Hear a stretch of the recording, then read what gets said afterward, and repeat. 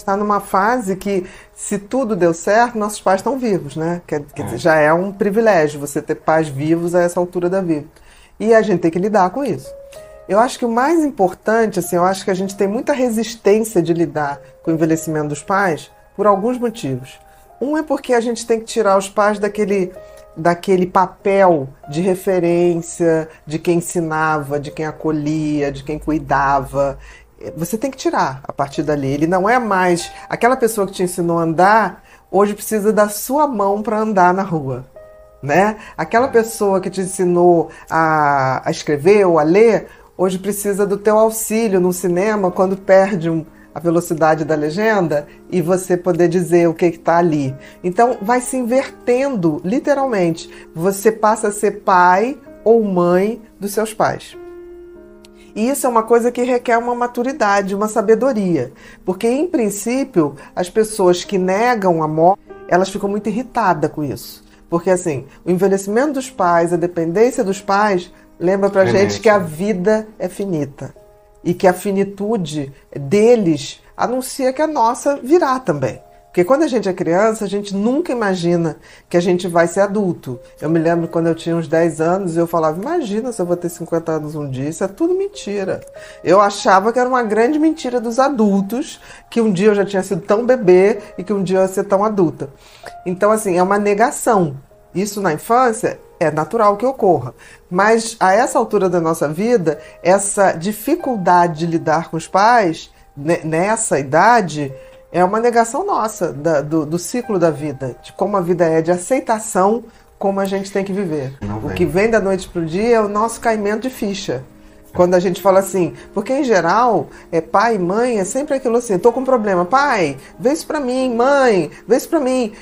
E aí numa hora você vê que você liga e aí ele está precisando de ajuda e não vai te ajudar. E sair da posição de filho é muito difícil, porque a posição de filho é muito confortável. Porque é só receber, né? Então, quando você vira pai e mãe dos seus pais, você está começando a ter que dar mais do que receber. Porque essa paternidade ou essa maternidade sempre vai ser igual. Você dá mais do que recebe, até um determinado ponto. Então, assim, tem duas reações que os filhos têm. Ou eles ficam extremamente irritados, e esses são os que negam, ou eles ficam extremamente devotados, aqueles filhos que vivem em função, param a vida, que também não é bom. Porque, assim, da mesma maneira que os pais criaram os filhos e não pararam a vida e serviram até de exemplo, os filhos não podem parar, mas tem que haver um equilíbrio. Um equilíbrio no que eu dou e o que eu posso dar e principalmente, quando eu estiver com eles, ser muito caloroso, que nem os pais que não têm tempo. O pouco tempo que tem, quando tiver com os filhos, tem que ser intenso, tem que ser afetivo, tem que ser carinhoso. A mesma coisa com os pais de mais idade. Mas aí a gente se esbarrar numa outra coisa. Para que essa relação tenha uma harmonia, quem está envelhecendo, o pai e a mãe, também tem que ter uma noção de que é ser um filho bacaninha de ser cuidado. Eu costumo dizer para todo mundo, tipo assim, o dia que eu me tornar dependente, eu quero ser uma velhinha que as pessoas gostem de cuidar. Eu quero ser uma velhinha que as pessoas gostem de tocar. Eu não quero ser aquela velhinha que reclama de tudo, que chama a atenção de todo mundo. Eu quero continuar sendo uma pessoa que as pessoas gostam de estar perto. O envelhecimento, você fica mais frágil, você precisa de pessoas, você se expõe muito mais, né, intimidades. A gente tem que se preparar, as pessoas de mais idade têm que se preparar para ser esse velhinho bacana, gostoso de cuidar. Isso também é importante. Então, assim, não só os filhos têm que pensar em ser melhores pais, mais amorosos, ter menos tempo, mas ter mais carinho, como quem está envelhecendo também tem que começar a se preparar para ser um velhinho gostável e que as pessoas gostem de cuidar. Entender também. Exatamente. Que bacana, a vida está me dando a oportunidade de retribuir o tanto de carinho que eu recebi. E isso faz muita diferença nos filhos que foram bem cuidados, foram afetivamente cuidados na infância. E mesmo aqueles que não foram, também tem que fazer uma forma, porque é uma oportunidade única. Porque, assim, não adianta, essa conta tem que ser fechada com os pais vivos. A gente não fecha a conta afetiva depois que a pessoa se vai. Então, essa questão, tipo assim, depois eu vejo, depois vai ter o tal do adoecimento psicológico. E não tem mais como, você não ressuscita a pessoa. Então, a gente não pode deixar de ver que o envelhecimento dos pais é uma oportunidade para a gente lidar com a finitude da vida, para a gente lidar com os nossos afetos verdadeiros, para a gente lidar que isso vai acontecer com a gente, para a gente entender um pouquinho de vida. E a vida tem esse ritmo, tem essa história que ninguém muda. O final da vida é igual para todo mundo. Tem muitos filhos que convivem, mas só estressam os pais. Ou os pais só estressam os filhos. Tem aqueles pais mais idosos que só cobram que o filho não está.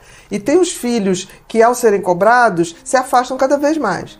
Essa questão dessa geração que tem tudo, né, que é muito suprida financeiramente, materialmente, são os que têm mais dificuldade. Por exemplo, eu se tivesse um filho hoje, eu não mandaria para intercâmbio. Porque vai para um outro lugar, é outra cultura, e eles voltam desconectados. Os filhos não tem mais aquela coisa que vai fazer um curso depois da faculdade, de 1 mês, de 2 meses, ok. Mas assim, essa coisa que a gente tem hoje de tipo assim, eu quero melhor, aí manda para fora, manda para a universidade e tal, não é isso que nutre uma pessoa. Né? A pessoa precisa de afeto. E quando a pessoa vai muito cedo para fora, ela se desconecta do afeto e esse filho volta como um estrangeiro. Volta como um estrangeiro. Conhecido. E nunca vai ver os pais como alguém que eles têm que cuidar. Sempre é o provedor. E aí o respeito vai embora. Eu acho que a gente tem que rever essa maneira do que é melhor. E isso tem aumentado muito, né, Pia? Muito, porque virou uma moda, né? Todo mundo agora quer mandar o filho para fora. Eu não sei, eu tenho visto adolescentes voltarem dos intercâmbios dependente de drogas.